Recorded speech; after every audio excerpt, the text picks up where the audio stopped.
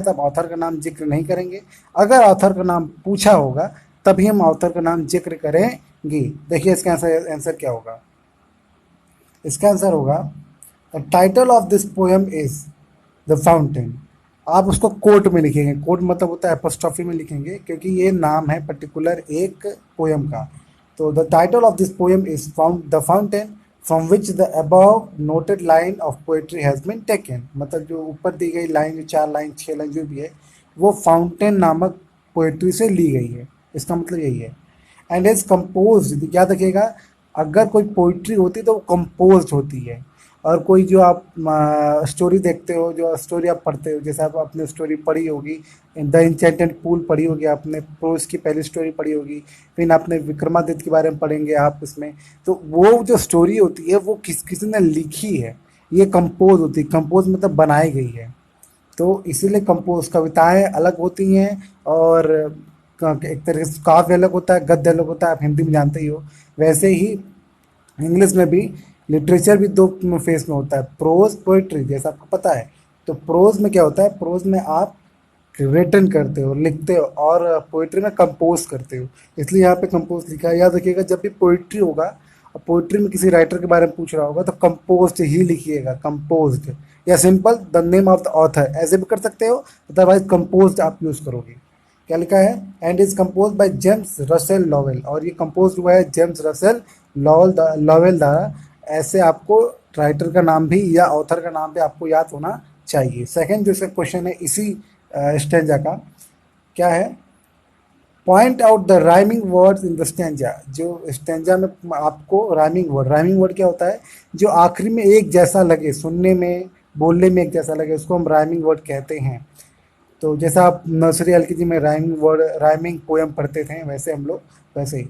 तो स्नो और ब्लो, यही दोनों है जो आखिरी में एक जैसे लग रहे हैं। स्नो ब्लो बोलने में आखिरी में एक जैसा, आखिरी में आपका प्रेशर जा रहा है। याद रखिएगा, लिखने का तरीका, या तो आप एंड लगाइए, या तो आप जो मैंने किया है स्नो डैश ब्लो, आप दोनों में से कोई भी यूज कर सकते हो। या तो आप स्नो एंड ब्लो लगाइए या स्नो डैश ब्लो, इस तरीके से आप लिख सकते हो। थर्ड क्वेश्चन है, what kind of moment does the word waving suggest. मतलब जो 4 लाइन की जो स्टैंडर्ड देख रहे हो, उसमें जो वेविंग वर्ड लिखा है वो क्या मतलब देता है, उसका मोमेंट, जो वो मोमेंट की बात हो रही है, किस मोमेंट की बात हो रही है, तो वो उसका मतलब ये होगा। The word waving suggest is, यहाँ पे एस लगे क्योंकि ये प्रेजेंट इंडेफिनिट के रूप में क्वेश्चन पूछा गया है, इसलिए आंसर भी प्रेजेंट इंडेफिनिट में ही देंगे। The word waving suggest is trembling और शेकिंग। जो वेविंग, जो ये जो शब्द है, इसका मतलब हो रहा है ट्रेम्बलिंग। ट्रेम्बलिंग मतलब होता है जब पत्ते हिलते हैं, उसको हम ट्रेम्बलिंग बोलते हैं, या शेकिंग, या हिलना। तो ये उस मोमेंट की बात कर रहा है जब पत्ते या फूल हिलते हैं या शेक होते हैं। शेक मतलब होता है नॉर्मली शेकिंग, मतलब जैसे लेग शेक होता है उसको हम शेकिंग बोलते हैं, और ट्रेम्बलिंग हम जनरली पेड़ पत्तों के लिए मैक्सिमम यूज़ करते हैं। तो और shaking of the sprinkle of fountain when wind blow, यानी कि यहाँ बात हो रही है कि जिस तरह पत्ते हवा चलने पर क्या होते हैं, तैरते हैं या लहराते हैं, वैसे ही फाउंटेन का जो स्प्रिंकल है, मतलब जो फवारा है, वो जब मतलब बाहर निकल रहा होता है या अपना फवारा दे रहा होता है, जब हवा चलती है तो वो एक फूल या पत्ते की तरह क्या होता है, लहराता है। इसका मतलब यही है। अब चलते हैं फोर्थ। याद रखिएगा, अगर आपके जो टीचर हैं वो कुछ और लिखवाएं और आपको लग रहा है कि वो सही है, तब उसको याद करिए, जरूरी नहीं है आप मेरा ही याद करो। सो इसलिए मैं आपको फिर एकदम क्लियर बता दे रहा हूँ कि कंपलसरी नहीं है आप मेरा ही याद करें, आप अपने टीचर्स का भी कंसल्ट कर सकते हैं। आपको अपने आप से कुछ और लग रहा है तो आप कुछ और भी ऐड वर्ड कर सकते हो। चौथा क्वेश्चन क्या है, what colour is the fountain in the moonlight. Moonlight में फाउंटेन कलर कौन सा है, वाइट है। बहुत सिंपल है, the colour of fountain is white in the moon light.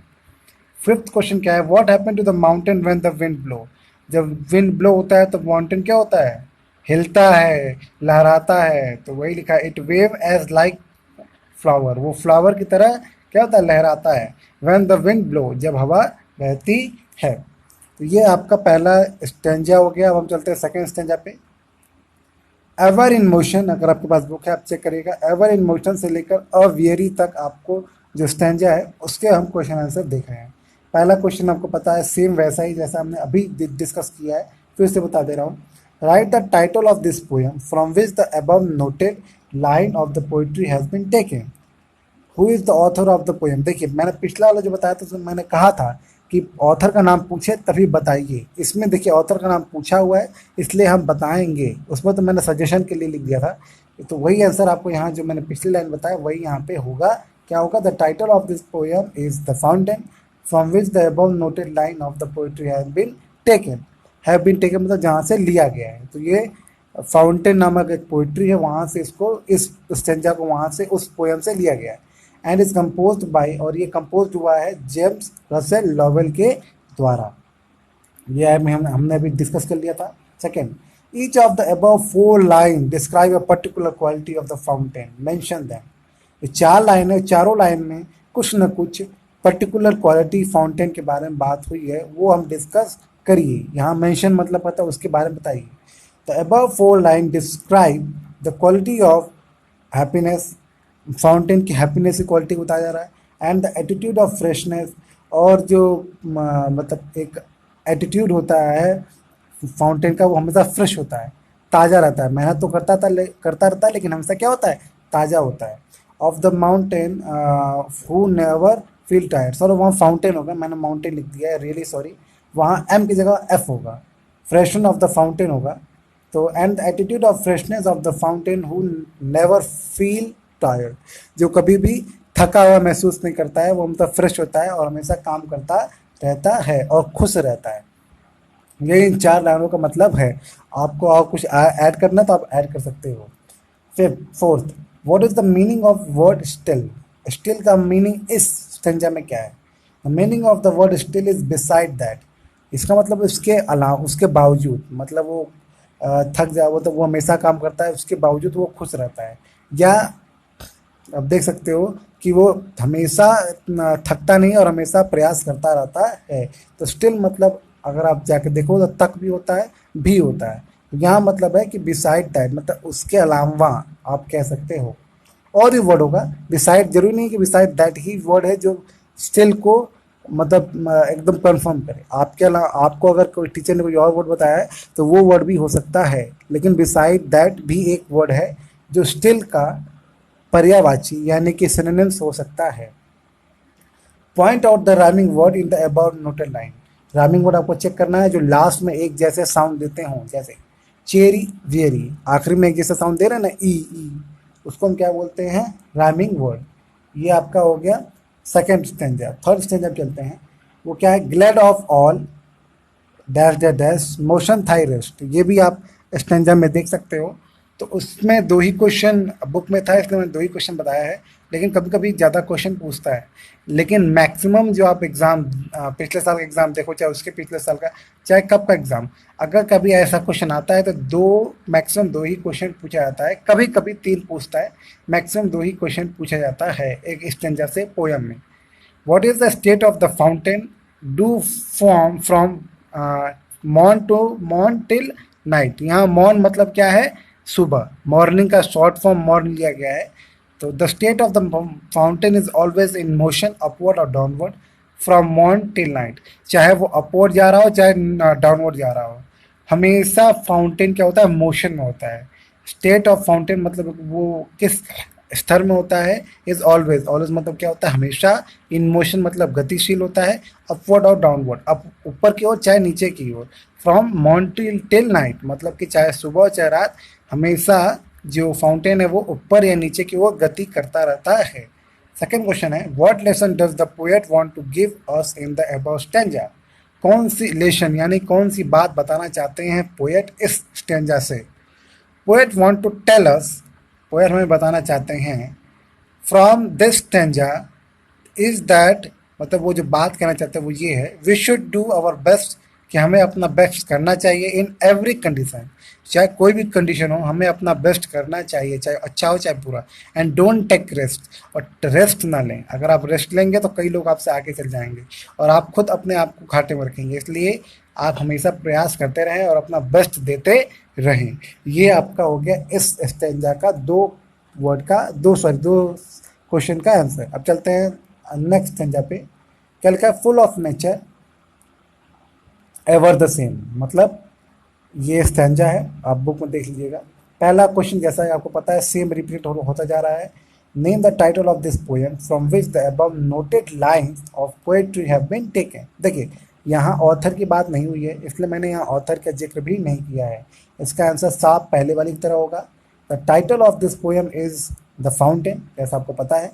From which the above noted lines of poetry have been taken, जिसमें ऊपर दी गई स्टेंजा या लाइन वहाँ से ली गई है।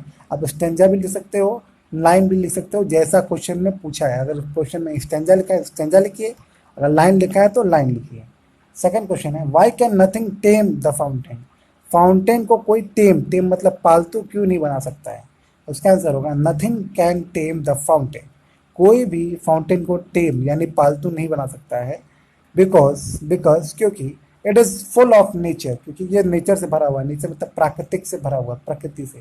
विच चेंजेस एवरी मोमेंट, जो हमेशा बदलता रहता है। And move on it's demand, जो अपने डिमांड पे, अपने मन से, अपनी इच्छा से बदलता है।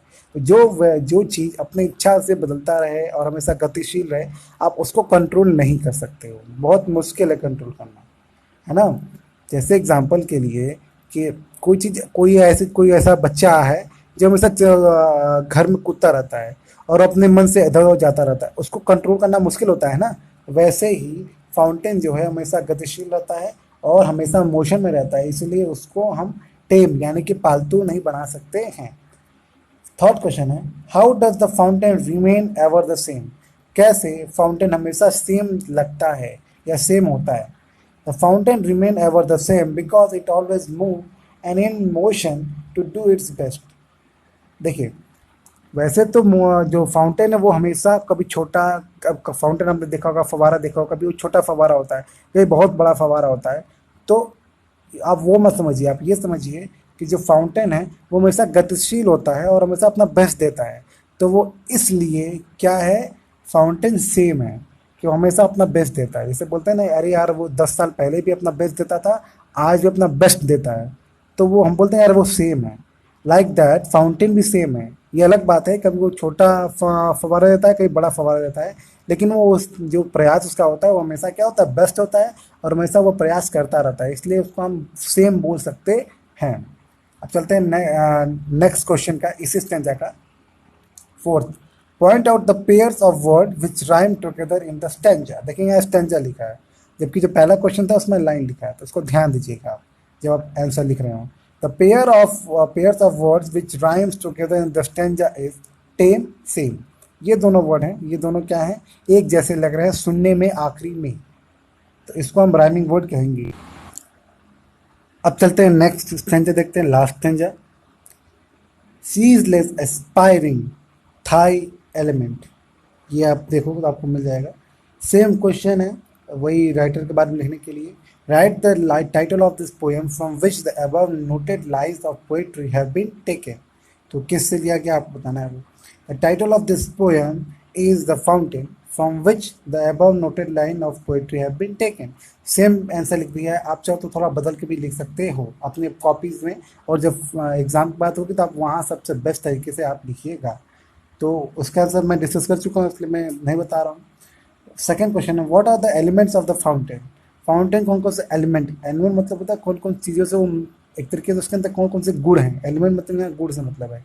एस्पायरिंग मतलब हमेशा वो ऊर्जा में रहता है, हमेशा एस्पायरिंग होता है, मतलब कि हमेशा प्रगति करता रहता है, ऊर्जावान होता है। सेटिस्फाइड संतुष्ट रहता है। Darkness and sunshine are the element of the fountain. Sorry वहाँ पे इन होगा, तो सेटिस्फाइड इन होगा वहाँ पे। एस्पायरिंग, सेटिस्फाइड, इन डार्कनेस और and sunshine are the elements of the fountain. Satisfied के बाद इन होगा, तो वो हमेशा उत्सुक रहता है, हमेशा वो प्रेरित रहता है, संतुष्ट भी रहता है, चाहे वो अंधेरा हो चाहे वो सनशाइन यानी चाहे वो दिन हो चाहे रात हो, हमेशा वो क्या होता है, संतुष्ट होता है। और यही एलिमेंट फाउंटेन के अंदर है। ठीक है, समझ में आ गया आपको। सेटिस्फाइड के बाद इज होगा, मैंने नहीं लिखा उसके लिए सॉरी, इज होगा। डार्कनेस और सेटिस्फाइड से पहले इज होगा। Third question what are the rhyming words in the stanza.